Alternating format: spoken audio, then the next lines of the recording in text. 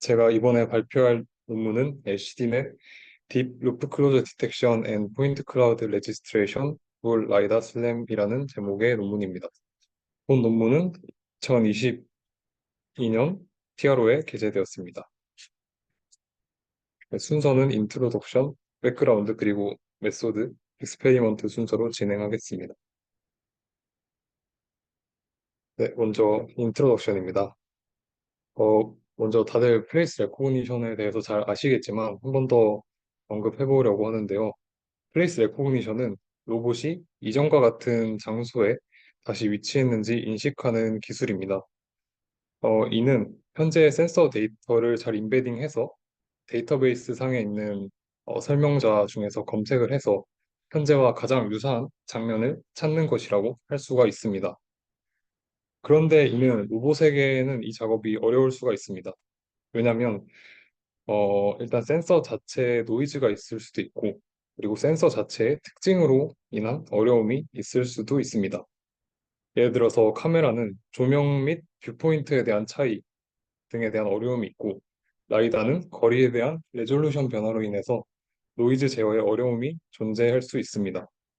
따라서 이러한 센서적인 특징을 고려해서 강인한 장소 인식이 가능하도록 센서 데이터를 잘 디스크립션 하는 게 중요하다고 할 수 있습니다. 그럼 이제 앞선 슬라이드에서는 루프 디텍션에 대해서 알아봤는데, 이제는 루프 클로저가 왜 필요하고 왜 라이다 센서가 많이 사용되는지 설명드리려 합니다. 로봇은 주행함에 따라서 매 프레임마다 노이즈가 누적되고 이로 인해서 드리프트 에러가 필연적으로 발생합니다. 그런데 이제 현재 장소가 로봇이 이전에 방문했던 장소인 것을 알게 되면 포즈그래프 옵티마이제이션 등의 툴을 이용해서 누적된 오차를 바로잡을 수 있는 기회가 생깁니다. 이때 라이다 센서는 앞서 본 어피어런스 변화나 그런 변화, 인지적 변화들에 대해서 강건한 특성을 가집니다. 그래서 실외 환경에서는 어피어런스 기반의 방법보다 구조적인 정보를 활용한 장소인식 방법이 더 강건하다고 할 수 있습니다. 그래서 구조적 정보가 풍부한 실외 환경에서는 슬램 시스템을 구축하기 위한 연구에서 라이다 기반의 루프 클로저가 많이 사용되고 있습니다. 어, 이제 이 파이프라인은 본 논문의 전체적인 파이프라인인데요. 주로 이제 그 피처 익스트랙션 네트워크와 6DOF 포즈를 계산하는 렐러티브 포즈 모듈이 있습니다. 본 논문의 컨트리뷰션으로는 언밸런스드 옵티멀 트랜스포트 이론에 기반을 해서 엔드 투엔드로 학습이 가능한 렐러티브 포즈 헤드를 설계했다는 것이고, 그리고 통일된 평가 기준을 사용해서 기존의 클로저 디텍션 방법론들을 종합적으로 평가했다는 것입니다. 그리고 이제 그 데이터셋이라는 어, 그 리버스 루프도 많고 동적 물체도 많은 커스텀 데이터셋을 만들어서 해당 네트워크의 제네럴라이즈 성능을 함께 평가했다는 것입니다. 네, 그래서 이제 본 논문에서는 옵티멀 트랜스포트가 꽤 중요한 부분을 차지하고 있어서 이 부분에 대해서 짚고 넘어가고자 합니다. 이제 가장 쉬운 예시로 모래 더미 옮기기 예시를 생각해 볼 수가 있는데요. 이제 오른쪽 그림을 보시면 사람이 왼쪽 모래 더미에서 얼만큼의 모래를 삽으로 퍼서 이제 오른쪽 모래 더미의 모양이 되도록 운반하는 그림이 있습니다. 이때 사람이 이 모래를 퍼서 이쪽으로 옮길 때, 한 번 흙을 옮길 때의 비용은 모래 양을 나타내는 질량 곱하기 얼마나 이동했는지인 디스턴스의 곱으로 비용이 나타나게 됩니다.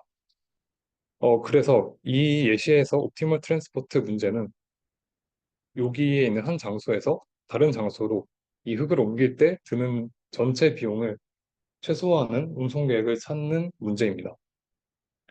이를 수식으로 표현하면 아래와 같은 수식이 되는데요. 여기서 dx, x 프라임, 즉 여기서는 y라고 볼 수가 있는데 이는 x에서 y로 이동할 때 드는 비용, 즉 거리를 의미합니다.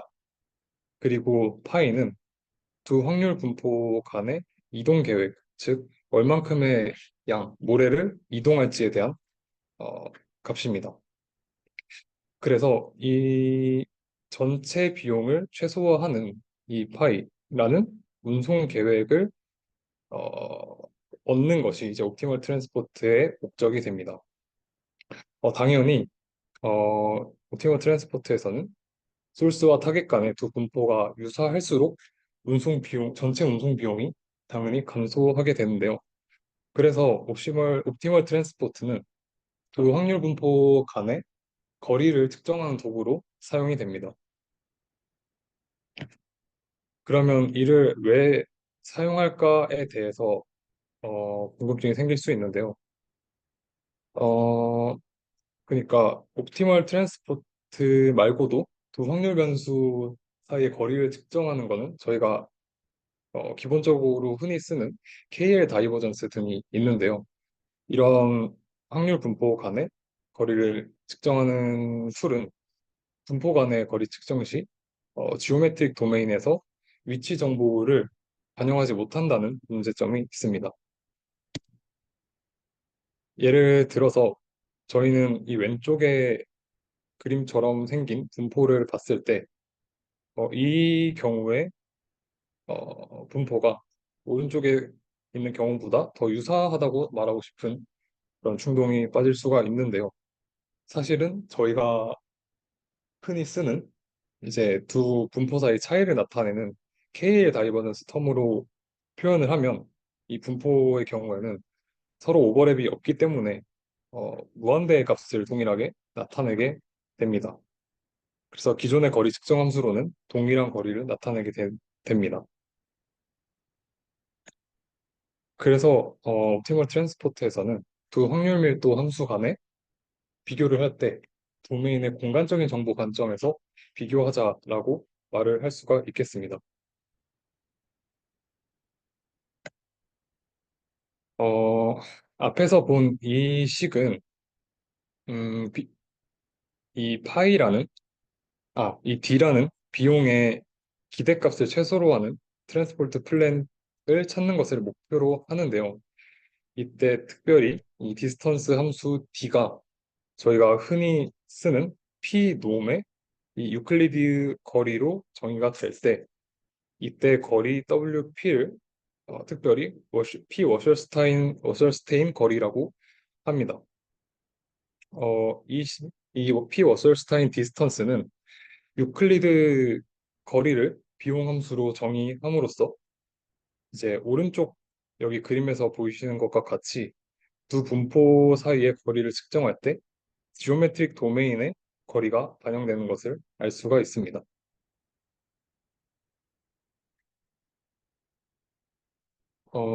그리고 이전 슬라이드에서 봤던 식은 사실 옵티멀 트랜스포트의 문제에 대한 칸토로비치 포뮬레이션을 의미를 합니다. 그 식은 이렇게 공식화될 수가 있는데요. 이 공식의 의미는 소스 분포 뮤와 타겟 분포 누가 있고 그거에 대한 결합 분포 감마가 있을 때 이 전체 운송 비용이 최소가 되는 운송 계획인 감마라는 결합 확률 분포를 찾는 최적화 문제라고 할 수가 있습니다. 이때 감마가 뭐냐고 하면 두 분포 간의 모든 가능한 질량 이동을 설명하는 결합 분포입니다. 이 값은 이제 이 감마를 살펴보면 질량이 x에서 y로 이동 가능할 때 그리고 그 비율은 감마에 의해 결정된다는 의미를 담고 있는데요. 그리고 담고 있고 그리고 이 감마는 한 가지 조건이 있습니다. 즉 옵티멀 트랜스포트에서는 매스 프리저베이션 조건이라고 하는데요.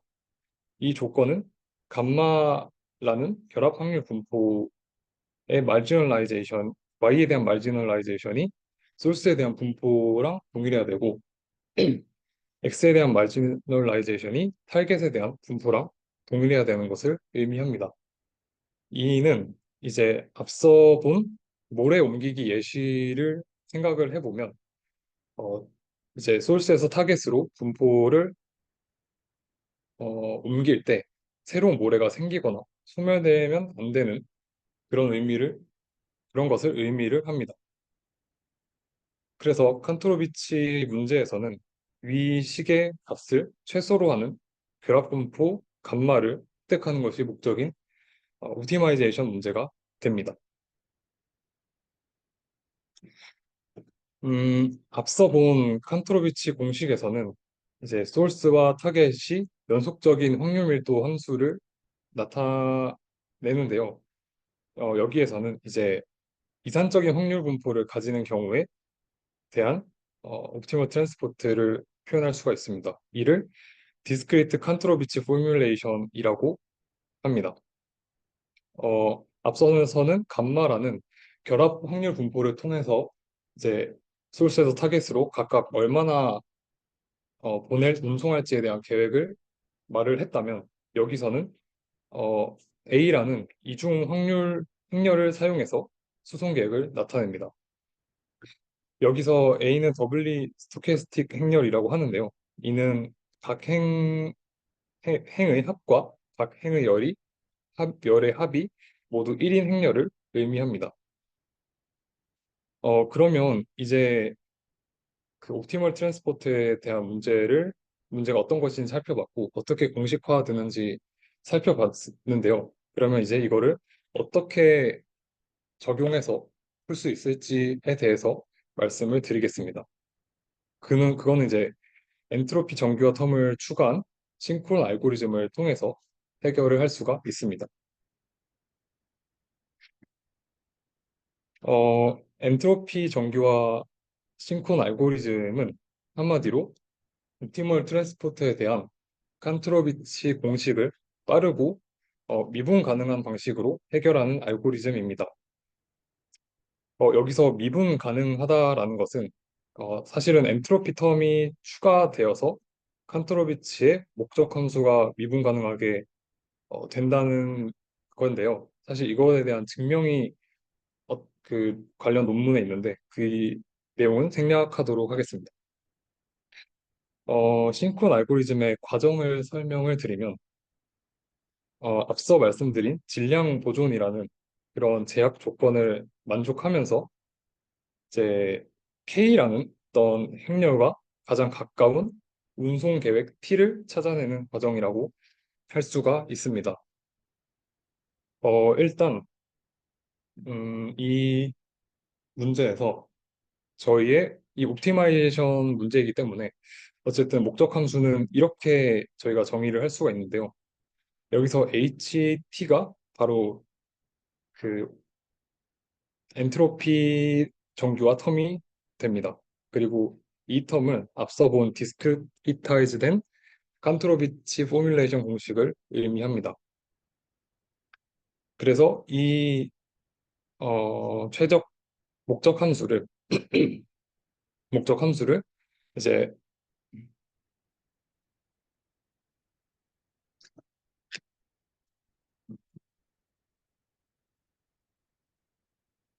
이 목적 함수를 이제 이렇게 내적을 기호를 통해서 표현할 수가 있고 쭉 풀다 보면 다음과 같은 식이 됩니다. 여기서 K를 이제 여기 분모에 있는 요 2의 마이너스 알파분의 C승이라는 것으로 정의가 되는데요. 이제 이 식은 앞서 설명드린 것처럼 이 목적 함수는 결국 K라는 행렬과 가장 가까운 T를 행렬을 찾아내는 과정이라고 할 수가 있습니다. 이게 무슨 말이냐라고 설명을 다시 드리면 이때 C가 저희가 앞서 말한 디스턴스 거리 함수로 정의되는 그 거리에 대한 그 비용 행렬을 의미하는 그 행렬입니다. 그러면 이제 2의 마이너스 C승으로 들어가 있기 때문에 비용, 즉 운송 거리가 커질수록 이 K의 요소들의 값은 감소하는 경향을 가지게 될 것입니다. 따라서 제약을 만족하면서 이 K와 가장 가까워진다는 T를 찾는 것은 비용이 높은 요소로의 이동은 줄이고 비용이 낮은 요소로서의 이동은 높여서 전체 비용을 최소화한다는 것을 의미하게 됩니다. 과정의 전체적인 의미는 이런 의미를 가지게 되고 이를 사실은 구현은 이렇게 이 오른쪽에 보이는 이 식으로 모두 정리가 됩니다. 네, K는 앞서 말씀드린 것처럼 이렇게 정의가 되고 어, 트랜스포테이션 플랜은 U라는 벡터의 다이고널 그리고 K라는 행렬 그리고 V라는 벡터의 다이고널 텀으로 이렇게 표현이 됩니다. 이제 왜 이렇게 정의되는지를 간단한 유도를 통해서 알아보도록 하겠습니다. 앞서 말씀드렸듯이 저희는 이제 이 옵티멀 트랜스포트 문제에서 그 매스 프리저베이션이라는 제약을 가지고 있는데요. 그래서 결국에는 이건 제약이 존재하는 최적화 문제로 귀결이 되게 되고 이렇게 제약이 있는 최적화 문제는 라그랑주 멀티플라이어를 도입해서 풀 수가 있습니다. 그래서 이게 전체적인 유도 과정인데요. 이제 저희는 어, 여기 보이는 앞서 본 것과 동일한 형태의 목적 함수를 정리할 수 있고 그리고 그에 대한 그, 그 제약 조건을 정의할 수가 있습니다. 그러면 이제 이 제약 조건에 대해서 라그랑주 멀티플라이어를 도입해서 이제 저희는 유로 여기 이렇게 보이는 라그랑주 함수를 정의할 수가 있는데요. 이는 이게 이제 저희가 관심을 가져야 될 목적 함수가 됩니다. 그래서 이 라그랑주 함수를 정의를 했고 이제 저희는 트랜스포트 플랜 T에 관심이 있기 때문에 T로 편미분을 해서 그라디언트 벡터를 계산을 함으로써 이제 여러 이 하면 이렇게 하고 이제 정리를 과정을 거치면 T에 대한 식이 앞서 본 페이지에서 본 요 식과 동일하게 나타나게 됩니다. 이때 저희는 두 가지 제약 조건이 있었는데요. 그 질량 보정 조건이라는 두 가지 식의 이 T라는 트랜스포트 플랜을 이 여기 보이는 제약 조건에 대입을 하고 그리고 정리를 하면 앞서 본 식과 같이 U와 V에 대한 식을 얻을 수가 있습니다.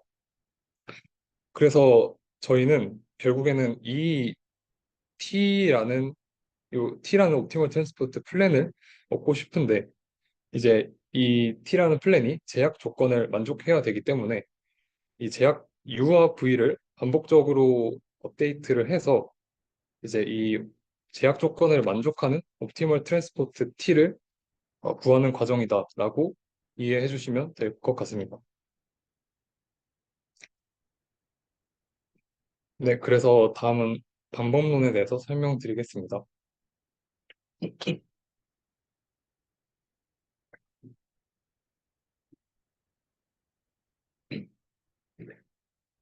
네, 제일 먼저는 피처 추출 단계부터 거치는데요. 먼저 라이다 포인트 클라우드의 특징을 짚고 넘어가고자 합니다.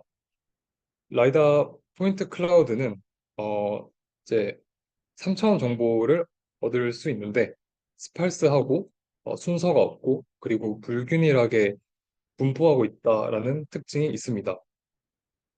그래서 보통 이제 라이다 포인트 정보를 인코딩하기 위해서 크게 두 가지 접근 방법이 사용되는데요. 그리드 기반 방법, 즉 복셀 기반의 방법이 있고 그리고 포인트 기반의 방법이 있습니다. 복셀 기반의 방법은 복셀라이제이션을 수행하고 3D 스파스 컨볼루션을 거친 뒤 피처를 추출하거나 2D 프로젝션을 하고 2D 컨볼루션을 통해서 피처를 추출하거나 하는 방법이 있습니다. 이 방법은 연산 효율이 높은 대신에 이렇게 이산화하는 과정에서 정보 손실이 발생한다는 단점이 있습니다. 두 번째로 포인트 기반의 방법론에서는 기본적으로는 이 계열의 방법론들은 모두 포인트넷을 기반으로 피처를 추출하는데 이는 로우 포인트에서 직접적으로 피처를 추출하는 방식을 의미합니다. 이는 로우 포인트를 직접적으로 사용하기 때문에 정확한 위치 정보를 보존할 수 있다는 장점이 있지만 대신에 연산량이 높아진다는 단점이 있습니다. 어, 여- 이제 여기서는 PVRCNN이란 네트워크가 나오는데요. 이제 기본적으로 LCD 넷은 피처를 추출할 때 PVRCNN 구조를 거의 동일하게 이용을 합니다. 어, 기존 RCNN은 이제 3D 오브젝트 디텍션 태스크에서 제한된 네트워크인데요. 이 네트워크의 기본적인 아이디어는 멀티 스케일 피처 표현을 얻을 수 있는 복셀 기반의 방법과 그리고 정확한 위치 정보를 보존하는 포인트 기반의 방법을 결합해서 연상 효율과 성능 두 마리 토끼를 잡으려는 아이디어에서 시작이 되었습니다. 그러면 이제 어떻게 서로 다른 두 가지 피처 러닝 방법을 효과적으로 결합할 수 있는가에 대해서 PVRCNN은 3D 복셀 CNN이라는 네트워크와 복셀 셋 앱스트랙션이라는 모듈을 활용합니다. 다만 여기에서는 오브젝트 디텍션 태스크가 아니기 때문에 기존의 PVRCNN 네트워크에서 오브젝트 디텍션에 필요한 리전 프로포절 네트워크, ROI 그리드 풀링 등의 모듈은 제거했다고 합니다.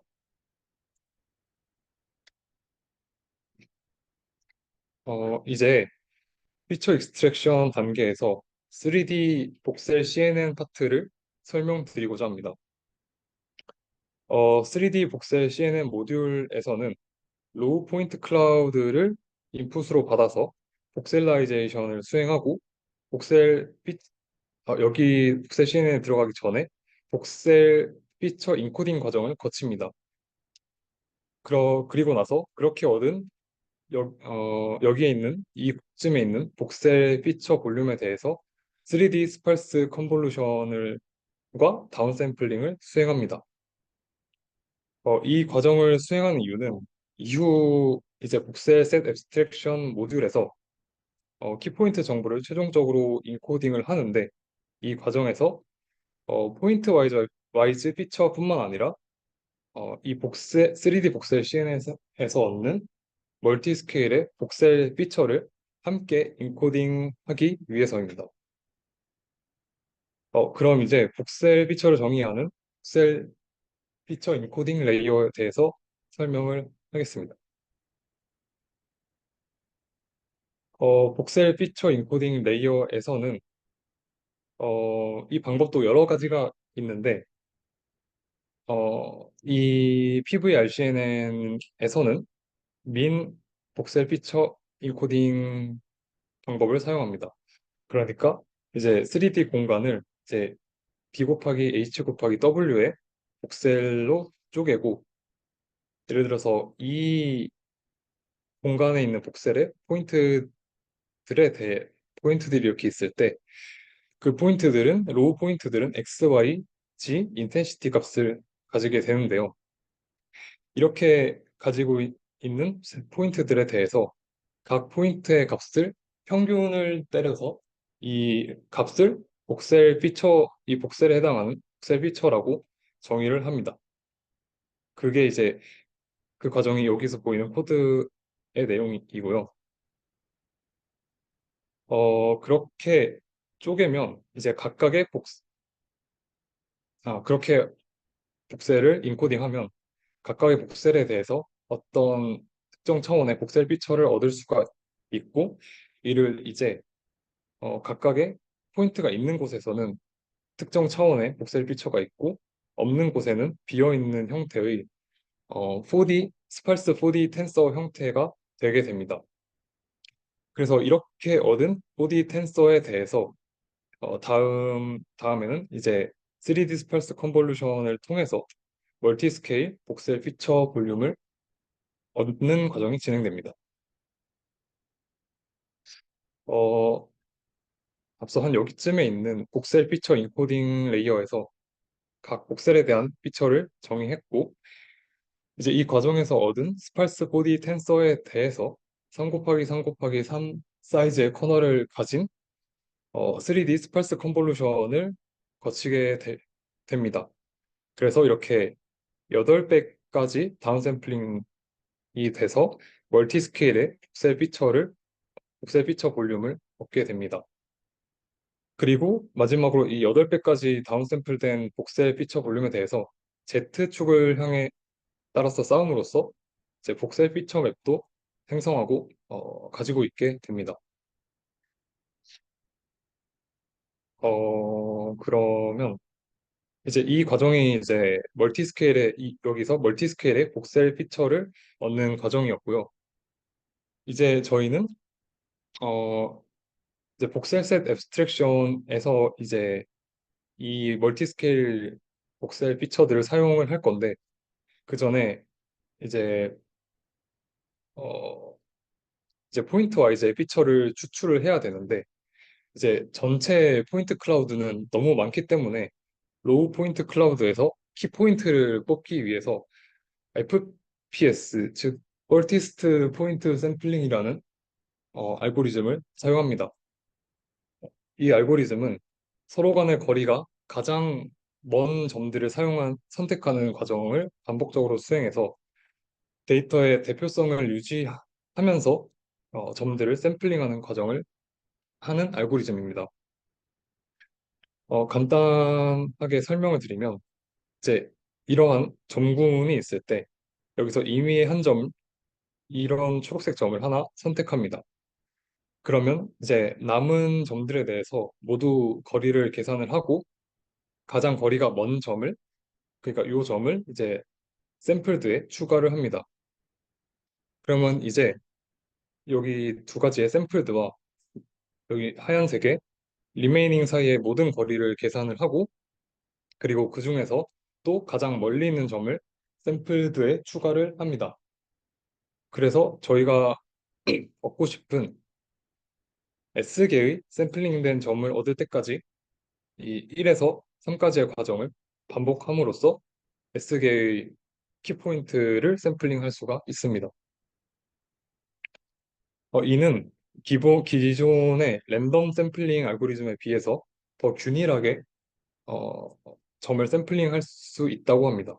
이제 오른쪽이 랜덤 포인트 샘플링을 통해서 포인트 클라우드 샘플링 한 거고 왼쪽이 본 알고리즘 샘플링 알고리즘을 통해서 샘플링 한 결과입니다.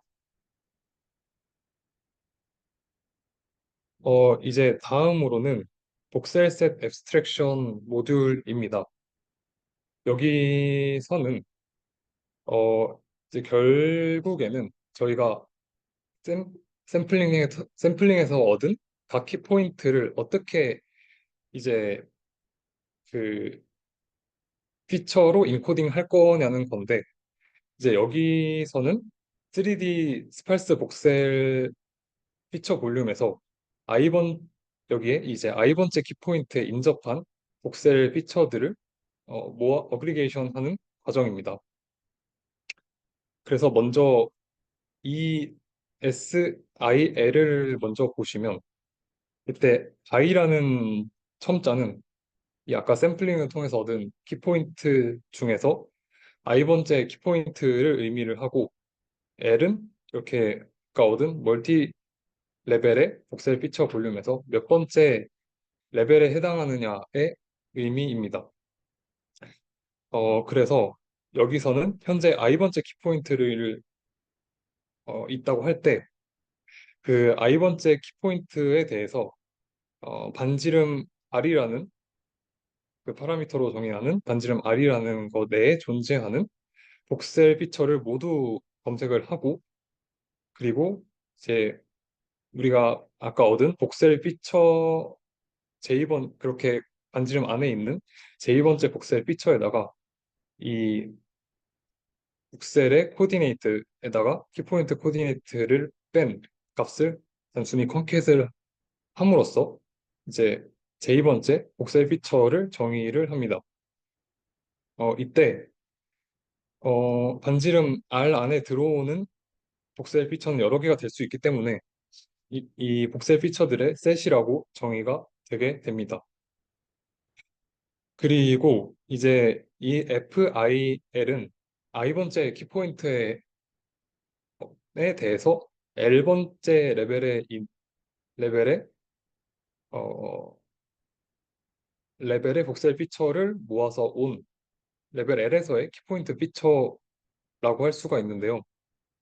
이제 앞서 획득한 복셀 셋 오브 복셀 피처 SIL에서 이제 여러 개가 있으니 거기서 랜덤 M이라는 랜덤 샘플을 통해 특정 개수만큼 복셀 피처를 얻고 각각의 복셀 피처의 MLP를 거치어서 고차원의 벡터로 인베딩을 하고 최종적으로 맥스플링을 통해서 키포인트 피처 레벨 L에서의 키포인트 피처를 정의를 하게 됩니다. 이러면 이제 샘플링된 키포인트 i에 대해서 레벨 L에서의 이제 키포인트 피처가 정의가 되게 되고 이 과정을 모든 레벨에 대해서 반복을 함으로써 이렇게 i번째 키포인트에 대해서 이제 각 레벨에 대해 멀티스케일의 키포인트 피처를 얻을 수 있게 됩니다.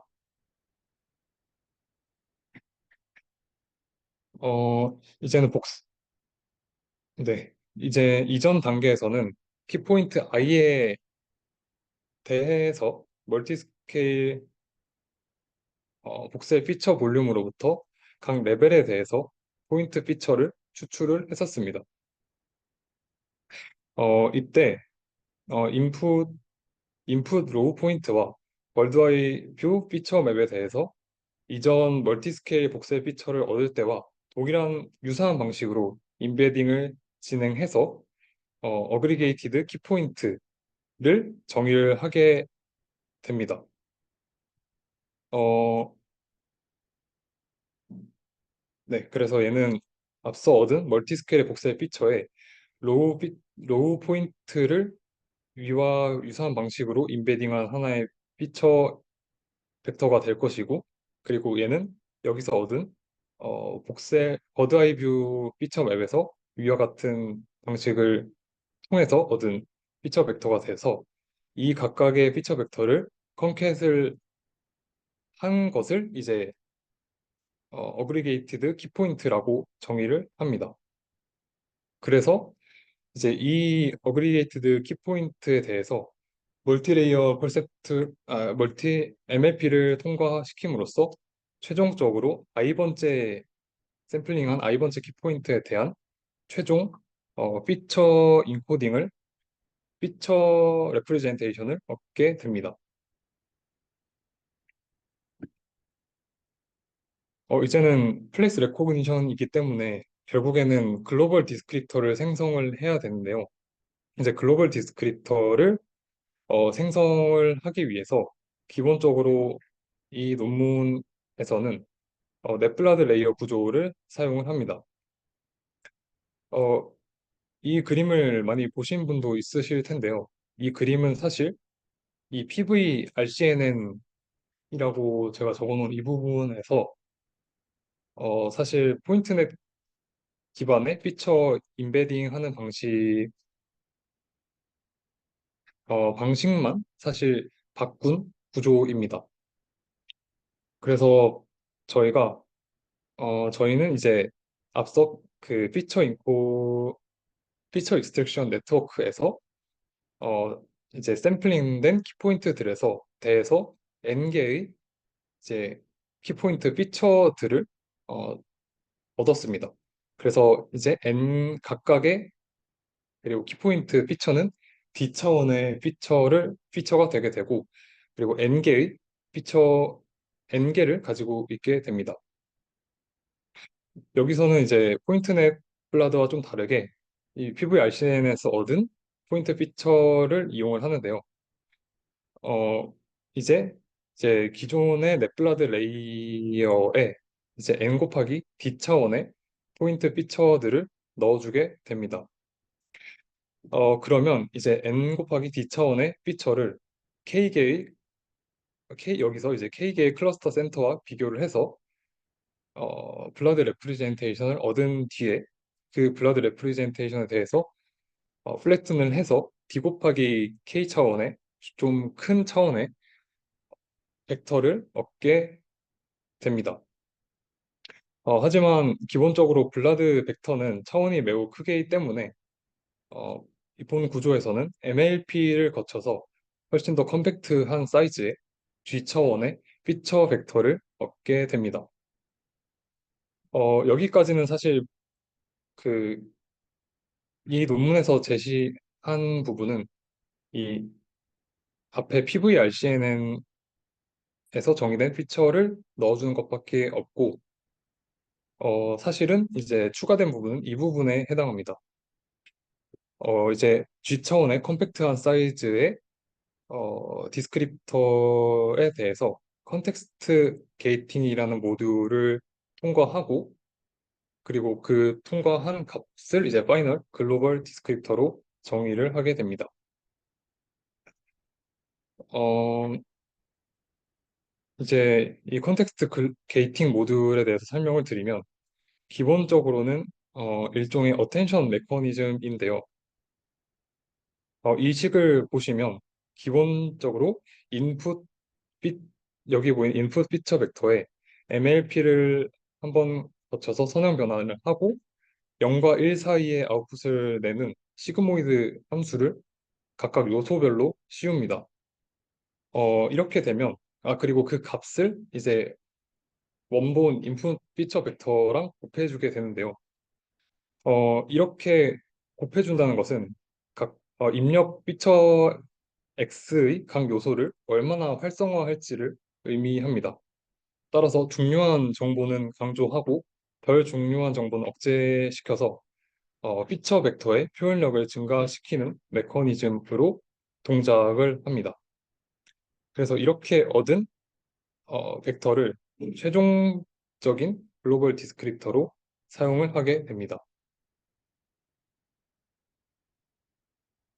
앞선 백그라운드에서 옵티멀 트랜스포트에 대한 칸토로비치 공식을 살펴봤는데요. 그런데 기존 칸토로비치에는 제약 조건이 존재를 합니다. 즉, 질량 보전 조건이었는데요. 이거는 사실, 피처 매칭 태스크에서 보면, 소스 포인트가 하나 이상의 타겟 포인트에 반드시 매칭이 되어야 하는 것을 의미합니다. 그런데 실제 태스크에서는 매칭이 존재하지 않는 경우도 존재합니다. 이러한 문제를 해결하기 위해서 본 논문에서는 언밸런스드 옵티멀 트랜스포트를 사용합니다. 아래 식을 보시면 이제 이 식이 기존의 디스크리타이즈 된 칸토로비치 공식이고 이제 이 뒤의 텀이 어, 엔트로피 레귤라이제이션 텀을 의미합니다. 그래서 결국에는 언밸런스드 옵티멀 트랜스포트는 이쪽에 K 다이버전스를 이용한 페널티 텀이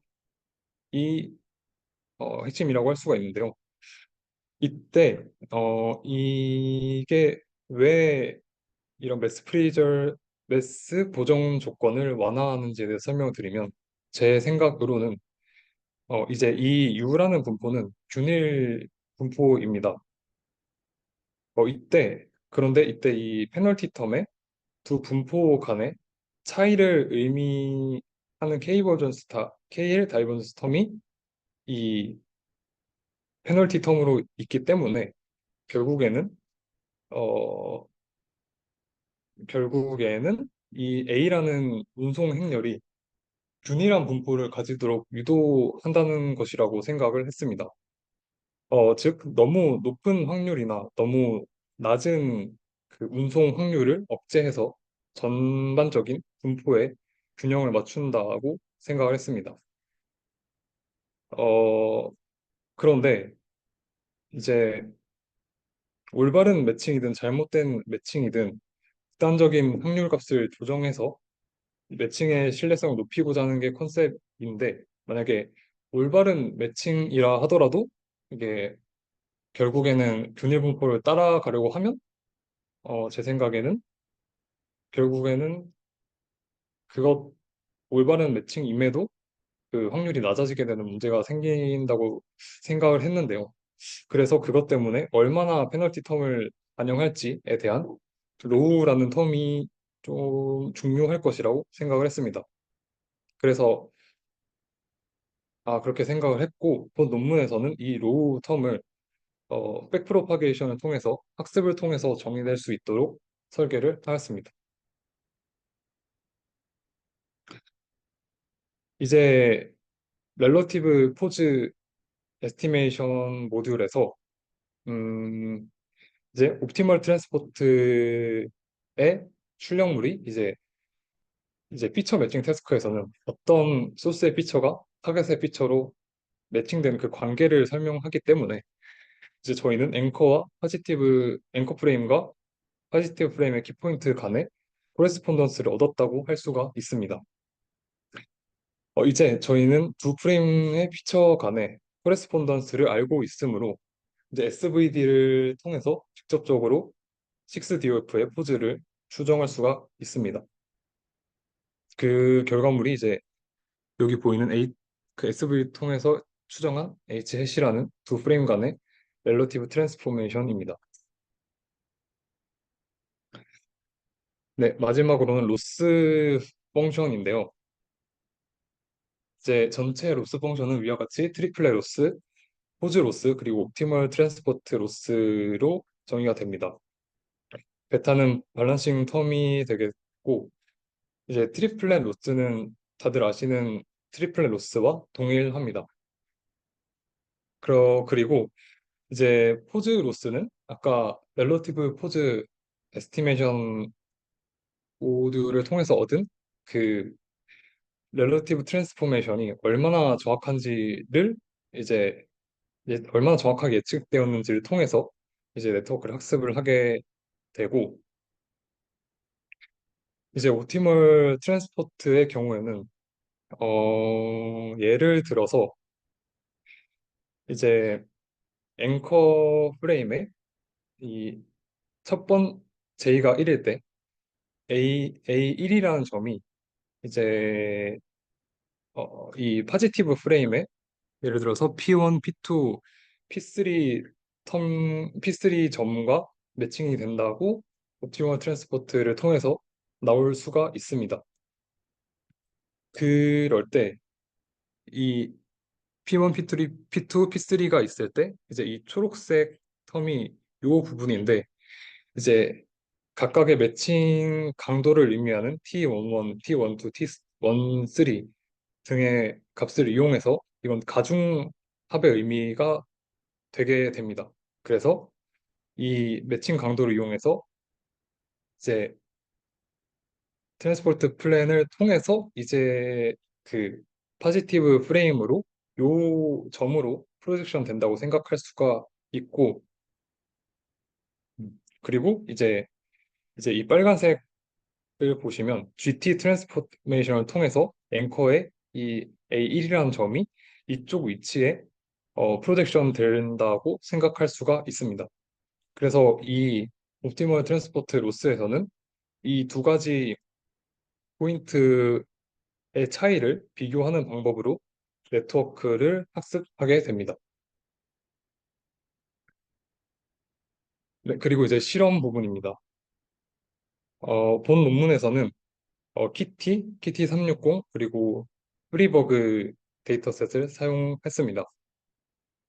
LCD 넷에서는 키티 567, 9를 이제 트레이스에서 사용하고 이제 루프나 리버스 루프가 많은 00, 08 시퀀스에서 밸리데이션을 하였습니다.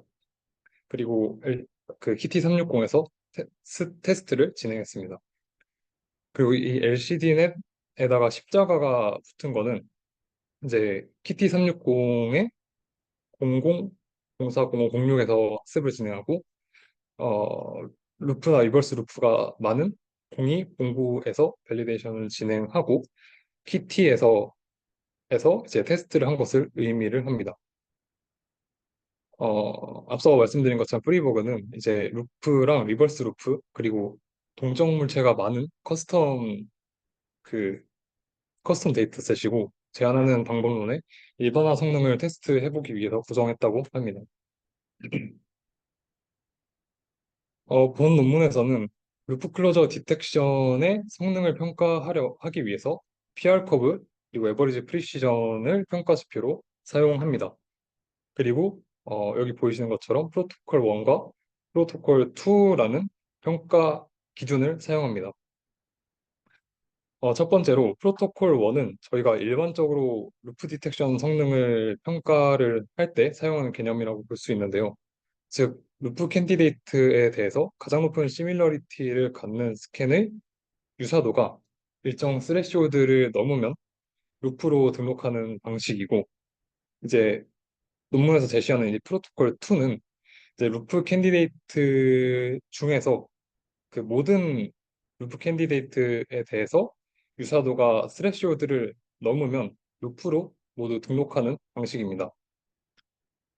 그럼 이 프로토콜 2를 왜 사용하냐 하면 이제 예를 들어서 비교하고자 하는 스캔이 매우 유사할 때는 루프로 디텍션을 잘 할 수 있지만 오클루전이나 그 파셜 오버랩과 같이 좀 어려운 상황에서도 이제 루프 디텍션이 잘 되게 되는지를 검증하기 위해서 이제 이런 그 평가 기준을 지표를 기준을 만들었다고 합니다. 그래서 먼저 위 실험에서 PR 커브를 보면 시퀀스 00은 순방향 루프만 존재하고 08은 리버스 루프로 구성된 시나리오입니다. 그래서 프로토콜 1에서는 프로토콜 1에서는 LCD넷을 제외한 다른 거의 모든 방법론들이 이제 리버스 루프에서 성능이 모두 떨어지는 것을 확인할 수가 있고, 이제 키티 프로토콜 1, 2를 비교하면 키티 00 시퀀스에서 리버스 루프가 어, 어,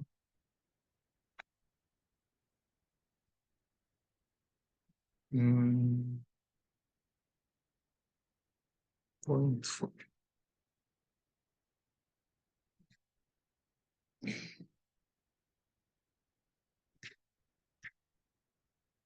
음, 그래서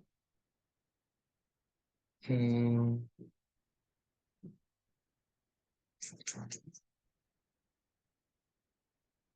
네, 그리고 이런 경향은 이제 오른쪽에 테이블 2의 에버리지 프리시전에서도 확인할 수가 있습니다.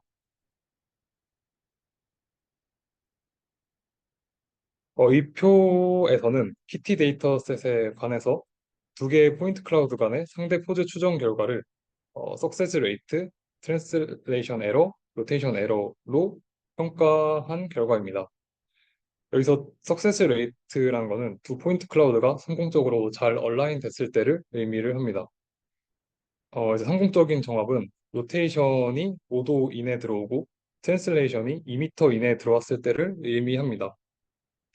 위 표에서는 이제 알고리즘 기반의 PR, 딥러닝 기반의 PR, 그리고 제한한 방법론을 비교하고 있는데 이제 여기서 이제 스캔 컨텍스트, 인텐시티 스캔 컨텍스트, 오버랩 넷, 그리고